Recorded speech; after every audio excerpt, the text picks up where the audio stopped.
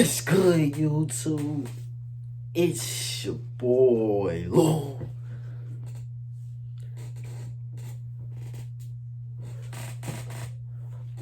Booka, man, and I'm back with another reaction video. Now, check this out, man. The title of this video is, he joined the Hoovers at 11 and was killed by 13. Story of a non-fold Hoover named Dcoan Allen. So you about to see what that Dcoan, I said Dcoan, it's here Dcoan, you feel me? You already know what's going on, man. And I love these War Cali videos, bro. I fuck with Cali, bro. Cali's the reason why everybody's crashing out, doing what they gotta do. I always give Cali props, man. And every time I drop a War Cali video, y'all be showing love. So shout out to all my Cali niggas, you feel me? Banding game, bro. We gotta run this up, man. You already know what's going on, man. You know what I'm saying? And I ain't gonna say too much. Let's get to this video. Welcome back to another episode of War Cali. In this episode, I'm gonna detail the story of a young Hoover member named Dcoan Allen. Dcoan Allen. Okay. Dcoan Allen will face the life of many young kids growing up in the hood will face, surrounded by violence and a poverty-ridden community that was full of crime and influences who were into the fast life, who were gang members. Dcoan grew up in a dangerous area and yeah, we gonna talk about the Hoovers too, but Cali is like such a fast-paced city. It's either you get right or you get left. And what I mean by that is you either gonna gangbang or you gonna, you know what I'm saying, find something else to do. If not that, you gotta find some way to get some type of money out there, bro, because Cali, bro, it's so fast-paced out there, you could really just get left behind. And then Hoover, bro, Hoovers is dangerous, bro. Like, being Hoover is just dangerous. That's literally the most hated gang in California. Hoover and Rolling 60s. Like, no bullshit. I don't even say California, like, in LA. Like, you don't want to be either. I don't want to say you don't want to be either or a gang, because, like, it's a gang. But, you know what I'm saying, bro? Like, I'm telling you, it gets hectic out there, bro. Especially Hoover. I'm telling you. He was heavily influenced at a young age by the gang members in his community. He joined the 9-4 Hoovers at the young age of 11. Which is sad to say is a common occurrence in the hood. It's crazy. Many young kids join gangs early, and many don't make it to an old age in that lifestyle. Hell yeah. Streets, you're not guaranteed to even make it to 18. And unfortunately, that was the outcome of young Dcoan's life. But, hey, 11 a regular age, though. That's why I'm going to say, damn, I can't really say damn to 11 because that's really where it starts, bro. So you going to jump out the porch at 10, 11. You know what I'm saying? Latest is 19 years old. I'm going to be real. That's the latest, 19 years old. After 19... I'll say 20. You could be 20. I would be real 20. But after 21, it's just like game banging over. But that's the ages though, bro. That should really start, bro. I can't be surprised. And that's when his life will come to an end. The Hoovers are notoriously one of the most hated gangs in all of LA County. Oh yeah. They have been for decades, with more rivals than allies. You feel me? One of the close allies during this time point was a gang from the east side of South Central called the Main Street Crips. Up until 2009. The main streets in the Hoovers had close ties for several years and even shared some of the same enemies. So them hanging out was a common thing to see.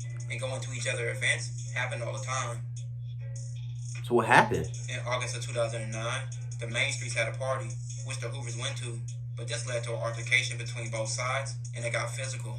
It later turned to shooting, which no one would die from. Many know this situation could be fixed, and it could be settled. But it would be the opposite.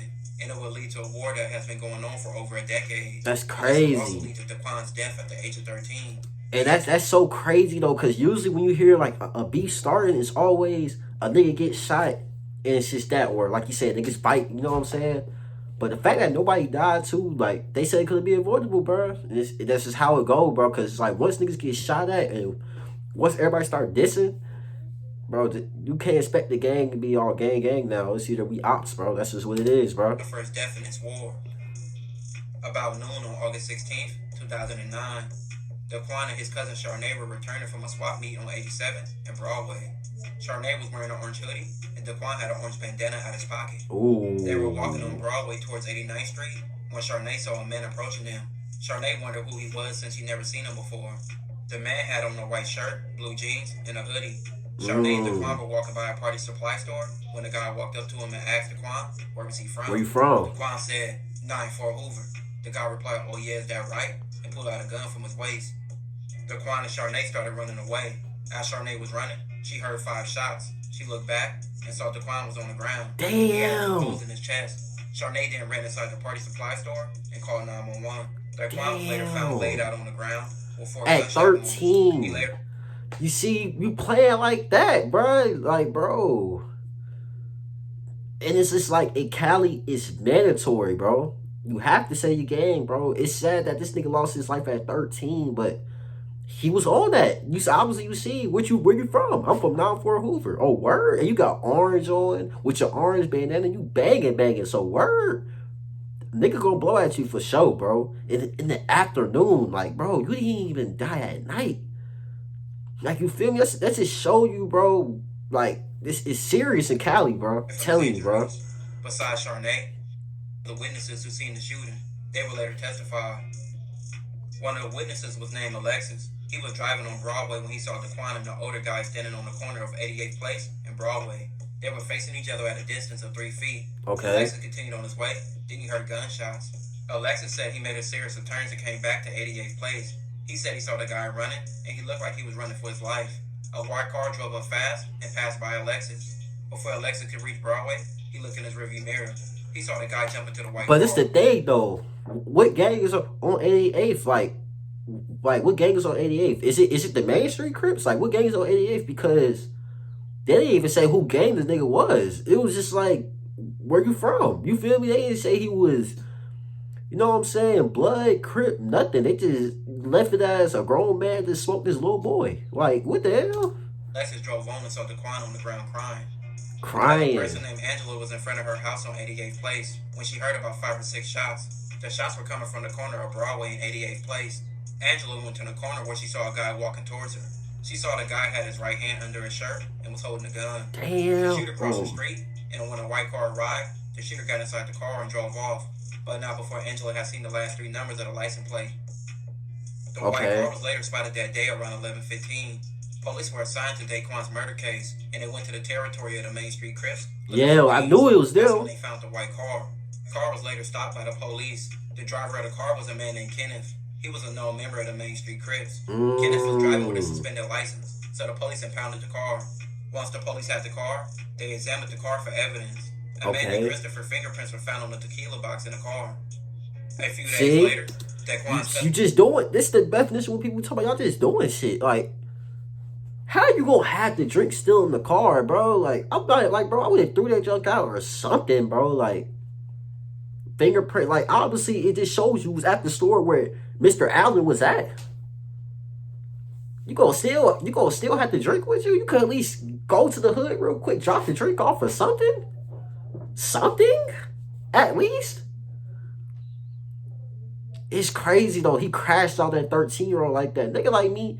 I mean, these niggas gang banging, but at the same time, bro, I nigga was 13. You could just whooped his ass, kick him off the block. Like, you feel me? You can't tell me that 13-year-old was just sitting there walking around with a gun. He was probably just banging his set, but he won't walk around with no gun. Like, you feel me? Even though Cali don't play that, but I would just beat him up, send him back to his block or something. Like that shit is crazy though.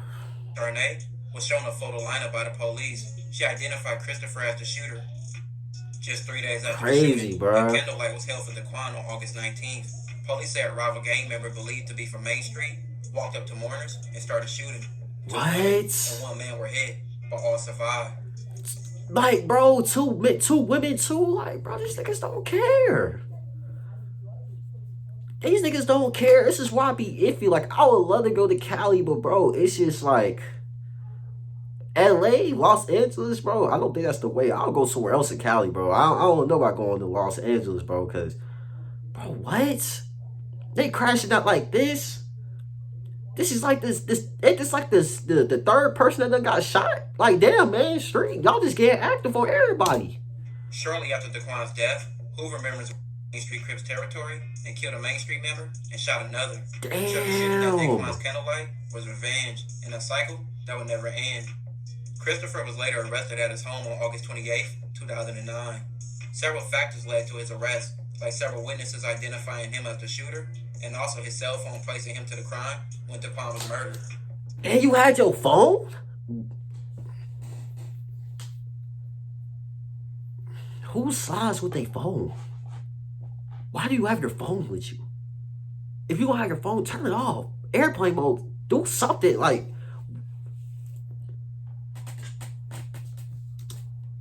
For killing Dcoan, Christopher will later receive 50 years to life. 50 years? Oh my Dcoan gosh, was they only a fired him. 13-year-old who many say was a good kid who got involved with the wrong crowd, and that story is a common one. They always say that, bro. This the Conclude this okay. That's the end of episode. this video. They always say that it was a good kid. It was a good. How was he a good kid? The kid was gang banging, even though he's probably good in his environment. But obviously the nigga was gay. He had his flag out. He was wearing orange, walking around like he was not no good kid, bro. I don't care what nobody say. He probably was a good person. You feel? He probably had a heart. You never know. He 13. He a little kid, but you ain't gonna make it seem like he was just the purest kid. He was just a good kid, and like obviously he wasn't a good kid. The niggas just upped and just blew the gun at him.